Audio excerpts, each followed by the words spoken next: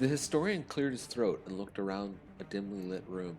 He was surrounded by agents of the Dark Alliance Space Intelligence Agency, or DASA, who had summoned him for a secret meeting. They wanted to know more about the mysterious planet of Ulatek, where a division of Space Marines had vanished without a trace. I'm sure you've all seen the footage, the historian began, of the Marines landing on Ulatek and entering the ancient ruin. The last transmission we received was from Sergeant Jones, who reported finding a large number of chambers filled with strange symbols and statues. He said they were going to investigate further, and then nothing. No more signals, no more messages, no more signs of life. The historian paused and took a sip of water. He could feel the tension in the air as the agents waited for him to continue. What you may not know, he said, is that Ulatek was once a thriving world, inhabited by an advanced civilization, squid-like creatures. They called themselves the Ulat, and they had a rich and complex culture. They were also masters of technology and science, especially in the fields of biotechnology and genetics. They experimented with their own DNA, creating new forms of life and enhancing their own abilities. They were curious and ambitious, always seeking to learn more about the universe and themselves. The historian opened the laptop and projected an image on the wall behind him. It showed a painting of Ulata City with towering spires and domes, connected by bridges and tubes. The city was surrounded by lush vegetation and waterfalls, populated by various creatures, some resembling squids, and some more exotic and bizarre. This was how Ulat looked before the cataclysm, the historian said. A paradise of diversity and harmony. But something went wrong. Something terrible that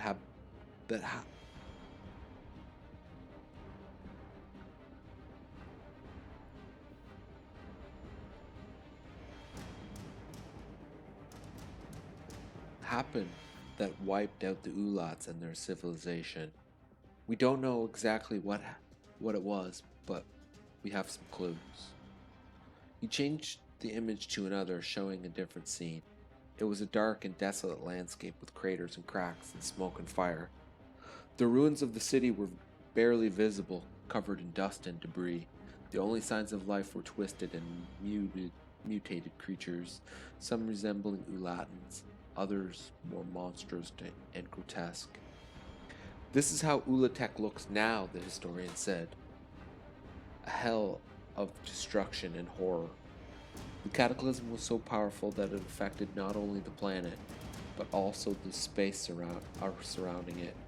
It created a warp field that distorted space and time, making Ulatek inaccessible to most ships and sensors. Only a few probes and drones managed to penetrate the warp field and send back some data. And only one team of Space Marines has ever set foot on the planet. That team had disappeared. The historian looked at the agents with a serious expression. I'm here to tell you what happened to them, and why you should never go back to Ulatek, because what they found there was worse than anything you can imagine. It was the secret of the Ulatekians, the secret that doomed them, and it may doom us all. He took a deep breath and continued his story. The Marines entered the ruin following a trail of energy readings that led them to the chamber. They were expecting to find some ancient technology or artifact, something that could explain the cataclysm and the warp field, but what they found was something else, something alive. Changed the image again, showing a video feed from one of the Marines' helmet cameras. It showed the interior of the chamber, which was dark and eerie, with glowing symbols and statues. In the center of the chamber, there was a large metal sphere, suspended in midair by wires and cables. The sphere had a circular opening on one side, revealing a pulsating mass of flesh and tentacles. This is what they saw, the historian said. The sphere was a containment device designed to hold and control a living being. A being that was once a Ulata.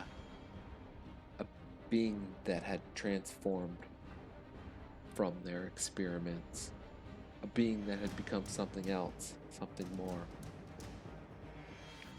He paused the video and zoomed in on the opening of the sphere. Look closely, he said. Do you see it? The eye, the mouth, the brain. This is not a squid anymore. This is a god. You see its tentacles feel the electromagnetic tension, allowing higher dimensional energy flows, functioning like it could physically alter the Higgs field through a biomechanical means. Sounds like Project Eolum to anyone here? The historian said in a hushed tone. He resumed the video, showing how the Marines approached the sphere cautiously, aiming their weapons at it.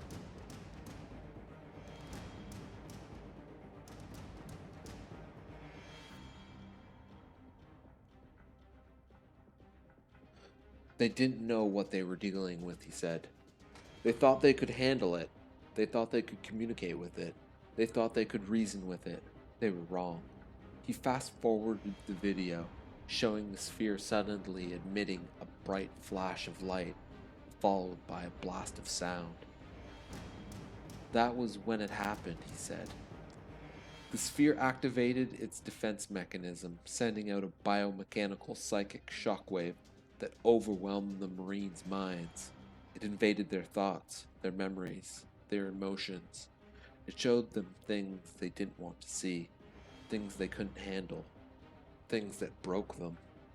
He stopped the video, showing the last frame before the signal was lost.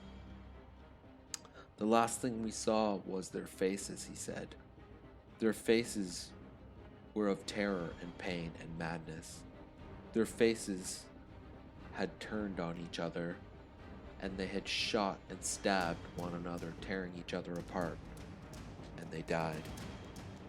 He closed his laptop and looked at the agents again. That's what happened to them, he said. That's what awaits us all because of Project Dark Eolum. That's what the Ulanatekians unleashed upon themselves, and that's what we must avoid at all costs, he stuttered. He leaned forward and spoke in a low voice. The sphere is not just a container. It's a transmitter. It's sending out signals across space and time, calling others like itself, calling for more Dark Eolum, calling for us. He leaned back and sighed.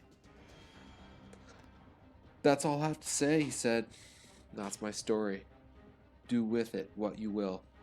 He waited for the reaction, but none came. They were all staring at him with blank expressions.